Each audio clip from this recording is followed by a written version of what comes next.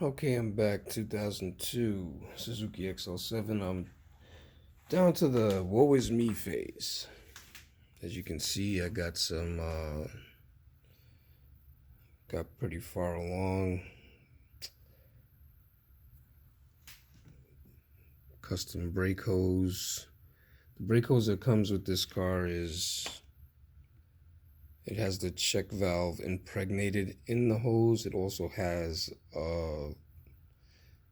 it's like I don't know what material it is, but it's a hard plastic pipe inside of the rubber pipe, and the valve is inside of that hose. So I've done it before where I replaced it with reinforced silicone hose and my own check valve. I've done it on a few cars, never had any ill effects. But I'm not happy with this hose. This is going to be changed. It's supposed to be high heat, reinforced, blah blah blah, but it's not hard enough as far as I'm concerned. It probably needs to be 4-ply, which it probably isn't. I'm gonna go with HPS, I believe is the name brand that I like. They're 4-ply, high heat, silicone hose. When you squeeze it, it doesn't, it offers a lot of resistance, so you know it won't get sucked in when a lot of vacuum is applied to it. I think I looked this up, and I believe it meets the standard of how much vacuum would be applied. I think it's measured in Hg, but I still don't like it. I mean, I'll try it out, but if I can squeeze it easily with my fingers, I'm not going with that, because if it sucks in on itself, you lose brakes. So that's ridiculous. I'm not gonna do that. As you can see, my coils, I'm probably not gonna put the cover back on because that looks cool. So I did, dielectric grease, keep moisture out, and I'll probably keep the covers off to show off my nice yellow coils. Nothing was wrong with the old coils. I'm not gonna throw them out because I had no codes or anything like that.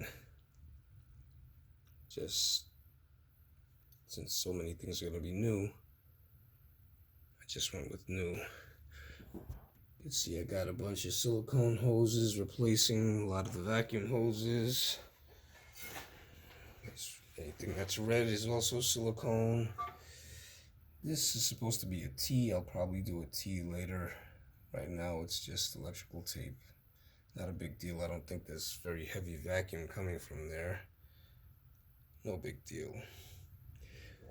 Fuel hose going to the fuel pressure regulator. Changed a couple of fuel hoses down here just because they're old. So I did all these fuel hose, the ones that are easy to get to. Had a couple of more, but I didn't get that size. These down here, I kind of left them alone because, I mean, it's not like I had any leaks. They're still pliable and they still look fairly new, like someone just did this recently. And I'm pretty sure it's possible they did recently do something with this, because I think this engine is not original to the car. This engine supposedly has less miles on it than the car does.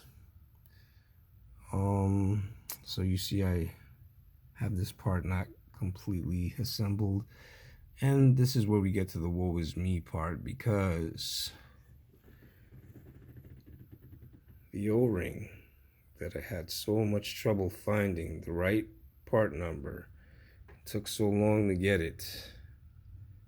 That is the outlet pipe O-ring, and with all my care and preaching about make sure you put some silicone spray on there, keep it lubricated so when you put it on it doesn't roll and it doesn't get pinched.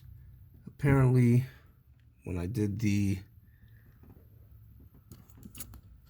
crossover pipe, somehow when I put it on there, something must have got misaligned. I didn't find out till I started pouring in my first gallon of water, distilled water. So that's pretty much all I'm gonna do to flush out this system, is run some distilled water through it, drain it. If it comes out with a lot of crud, then maybe I'll go further with the flush. I don't really intend to, because the amount of coolant that I was losing initially to make the bottle go low more than once, there's so much new coolant in here, which was so clean when it came out, I don't really think I need a flush.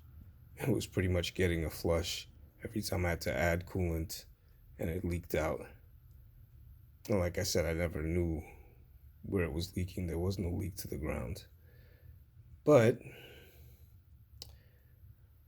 yeah, tragic. As soon as I poured the water in, I'm looking for leaks. I found a little bit of a leak coming from here. I guess I didn't tighten this enough. I thought it just needed to be finger tight, but I think you need a little bit more than finger tight, or maybe it's not even the right part, because it still seems to be dripping a bit. Might have to go back and get a different part for this petcock if it's not sealing. But one thing I did prove is that after everything is all secured and back together again, you still can take the outlet pipe out without pulling everything apart. It's unfortunate for me. Hopefully it doesn't happen to you, but yeah, access is horrible, but I really just thought it would be more horrible to take all of this back apart again just to get access to the pipe again. One horror story might be, if I pinched one side, which was the back side, did I pinch the front side?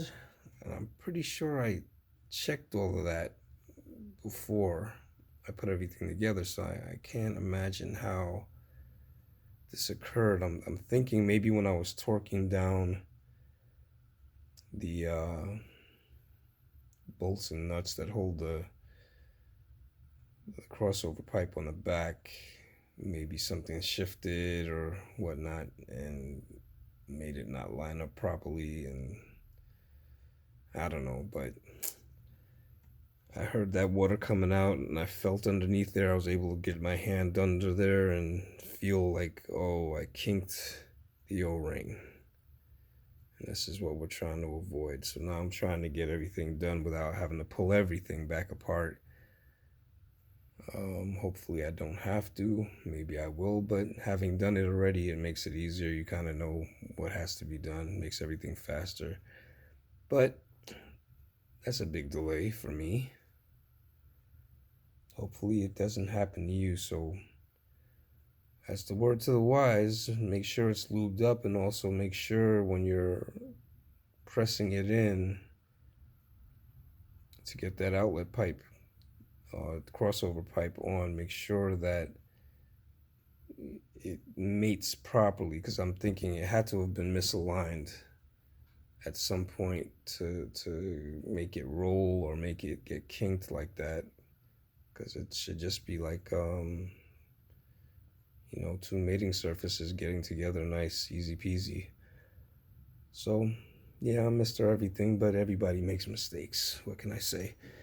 So that'll be my delay. I'm gonna have to wait for this part again, and I'm gonna try and see. I mean, I've already loosened everything up and gotten access, so I know that I can get the O-ring on there without pulling everything apart. It's just a matter of getting it in without damaging it, because I can reach back here. You can see. You see that red? That red is my outlet pipe. I'm gonna have to find a way to. I mean, I've already accessed it, because that's how I got my my O-ring out in the first place. So I know I'll be able to get on it, sit right here, get some space, and get the new O-ring on without damaging it.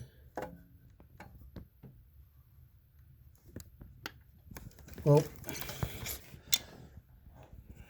I'll be back. Thought I was going to be done. Guess not. All right, later.